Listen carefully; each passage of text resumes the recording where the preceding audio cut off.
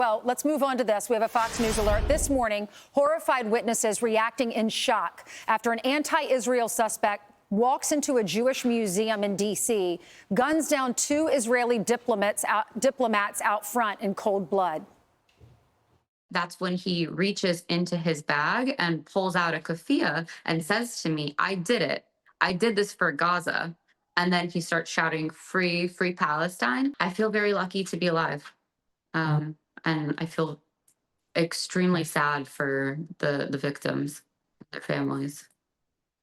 It could have been me. That was one of the witnesses. Our next guest was also at the museum last night and watched the suspect screaming, free Palestine. Eyewitness Yoni Kalen joins us now. Yoni, thank you so much for coming on. I'm sure you're in shock and in disbelief what you witnessed last night. Tell us what you saw. Yeah, so it's been a pretty sleepless night. Still in the same clothes from the event last night. Really started around 6:30. The event was a really special event bringing together about over 30 embassies from, or staffers from 30 embassies from around the world, in addition to young professionals. And the conversations were about how can we work together with Muslim, Christian, and Jewish groups to bring aid into Gaza. And so the irony of this violent, horrible crime is that we were trying to find logistical solutions and humanitarian solutions to actually help people. Around 9:10, we heard between 10 to 15 gunshots outside.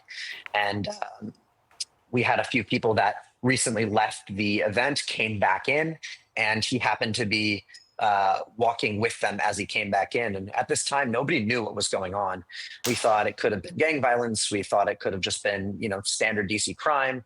Next thing you know, police are scrambling. Nobody knows what's happening inside the actual building. And while this is all happening, we could clearly see that the perpetrator right now is in shock. So people were bringing him water, checking in on him, showing value. And we didn't know that he was a killer at this time.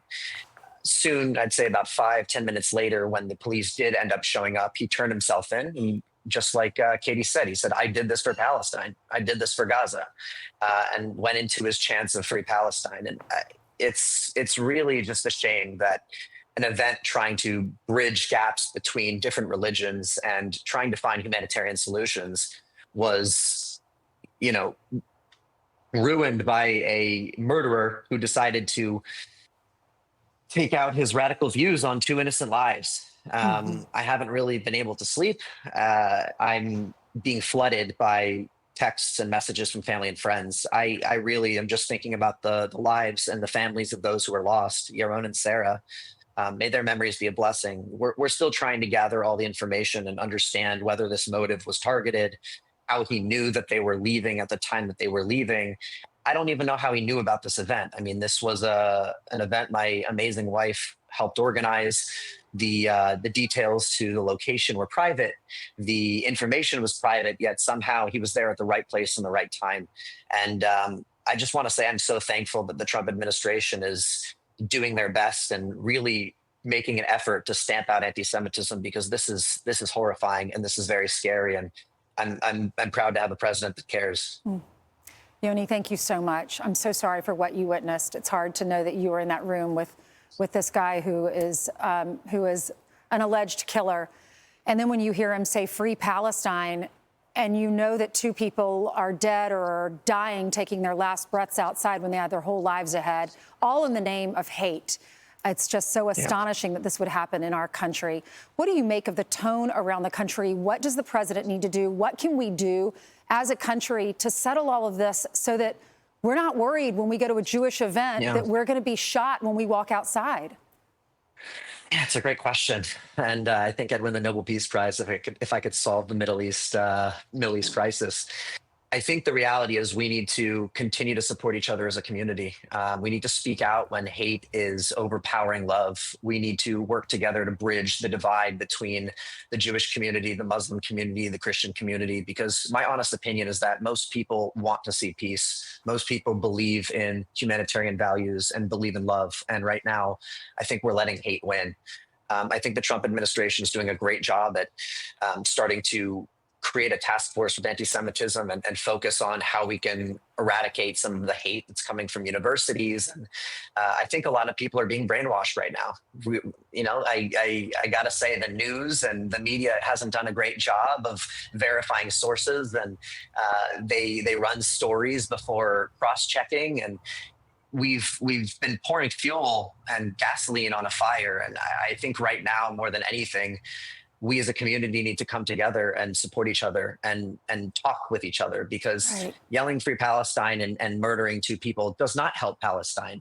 But the interfaith alliance and partnerships between organizations, that's the real work, right? This is what we're doing to actually benefit the people that need it. And murdering people and yelling slogans is not the answer.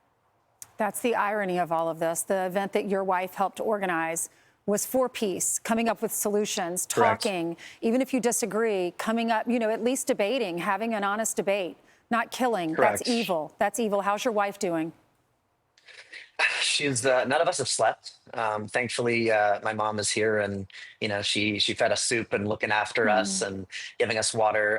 I've been on the phone and interviewing nonstop, just trying to share Sure. the story. I think what's important is I want people to know that anti-Semitism and hate is very real in this country. And That's I'd say right. this is the first time in my life I've experienced something to this extent. That's this horrid, this sick.